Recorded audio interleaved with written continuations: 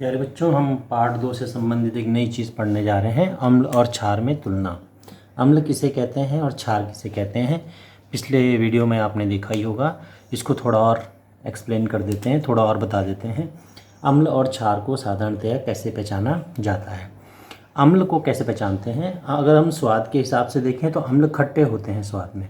अगर हम क्षार को देखेंगे तो एक कसैले होते हैं या कड़वे स्वाद के होते हैं। तो इस स्वाद के अनुसार इन दोनों में तुलना है। नंबर 2 है, अगर हम लैब टेस्ट करके पता करना चाहें तो कौन सा अम्ल है कौन सा क्षार है, तो उसके लिए हम क्या लेंगे, नीले लिटमस पत्र को लेंगे, यानी नीले लिटमस का पेपर लेंगे।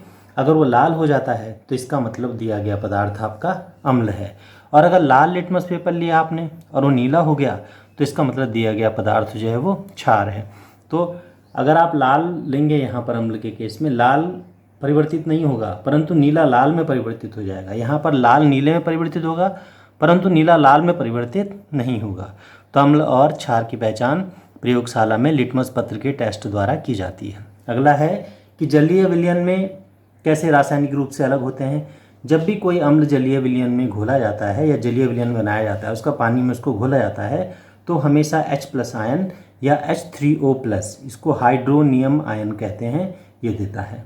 जबकि अगर हम किसी क्षार को घोलेंगे हम जल में तो वो OH आयन देगा। आगे हम बताएंगे आप कैसे OH बना और कैसे H3O+ बना। अगला है कि अधातुओं, इनको अधातुओं के हाइड्राइड भी कहते हैं, यानी इनके पीछे एक हाइड्रोजन होता है, इसमें एक हाइड्रोजन होता है और एक अधातु होती है। जबकि इसमें हमेशा एक धातु होगी और उसका हाइड्रोक्साइड होगा। अब ये क्या होता है, जरा हम इसको और एक्सप्लेन करके पढ़ लें, आगे देखेंगे। अम्ल और क्षार के नीचे तुलना करके हमें देख रहे हैं। अगर हम किसी उदाहरणतः अगर हम कोई पूछे हमें कि कुछ अम्लों के नाम लिखो, तो अम्ल हमारे पास है। पहला अम्ल है HCl, यानी हाइड्रोजन क्लोराइड। इसका नाम है हाइड्रोजन क्लोराइड। तो आपको दिख रहा होगा इसमें कि इसमें अधातु है क्लोरीन, हाइड्रोजन क्लोराइड। इसमें एक अधातु दिखाई दे रही है आपको क्लोरीन, उसका हाइड्राइड है ये। इसी तरह H2SO4, यानी सल्फ्यूरिक अम्ल, सल्फ्यूरिक अम्ल। ये कुछ उदाहरण हैं। HNO3, यानी नाइट्रिक अम्ल। इसी तरह से एक उदाहरण और है CH3COOH, इसको कहा जाता है एसिटिक अम्ल या एथेनोइक अम्ल। दूसरा नाम भी है इसका एथेनोइक अम्ल। इसी तरह से क्षार अगर हम लेंगे तो क्षारों में हमेशा, अभी आप यहाँ पे आपको देखने को मिला है H इसमें भी है, H इसमें भी है, H इसमें भी है और इसका ये लास्ट का H। तो यहाँ सब जो है हाइड्रोजन रखते हैं। क्षार में उल्टा होता है, जैसे NaOH, इसमें OH देखने को मिलेगा आपको।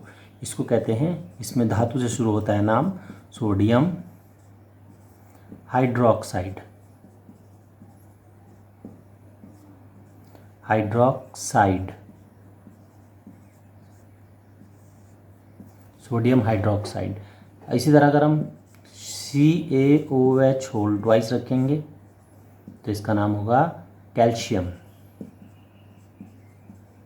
कैल्शियम नाम वही पड़ा जाएगा, हाइड्रोक्साइड। इसी तरह अगर हम कोई सा भी दूसरा नाम लेंगे, मैग्नीशियम OH होल ट्वाइस, तो इसका नाम भी होगा मैग्नीशियम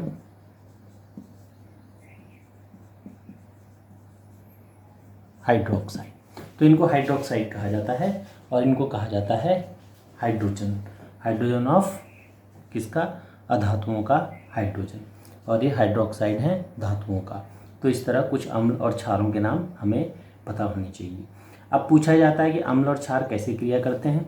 तो अम्ल को जब भी पानी में घोला जाता है, जलीय विलयन बनाया जाता है, कोई भी अम्ल अगर हम लेंगे और कोई भी क्षार अगर हम लेंगे तो होगा क्या। तो बच्चों, जब कोई अम्ल पानी में घोला जाता है, जैसे हमने हाइड्रोजन क्लोराइड अम्ल लिया, इसको हमने पानी में घोला, तो जिसमें घोला गया उसको ऊपर लिखा हमने H2O।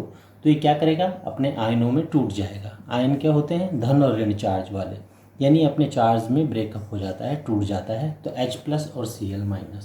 इसी तरह से अगर हम सोडियम हाइड्रोक्साइड को, जो कि एक क्षार है, इसको अगर हम पानी में घोलेंगे H2O पानी में, तो ये क्या बनाएगा, अपने आयनों में टूट जाएगा, Na+ और OH-। ये हम कक्षा 9 में कहीं पर हमने पढ़ा था कि प्लस और धनायन और ऋणायनों में टूट जाता है। तो इसमें से क्या मिलेगा हमको, H+ मिलेगा। इसमें क्या मिलेगा, हमेशा OH- मिलेगा।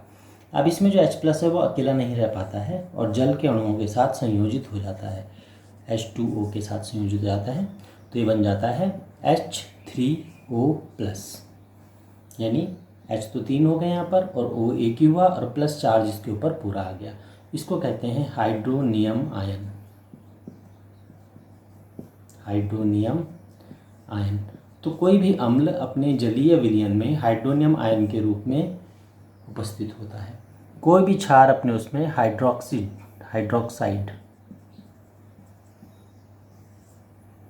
हाइड्रोक्साइड आयन के रूप में आपको देखने को मिलेगा, OH आयन के रूप में आपको देखने को मिलेगा। तो अम्ल और क्षार को इस तरह हम आपस में तुलना करते हैं। इसको अपनी कॉपी में नोट करेंगे और पुस्तक से तुलना कर कर लिखेंगे।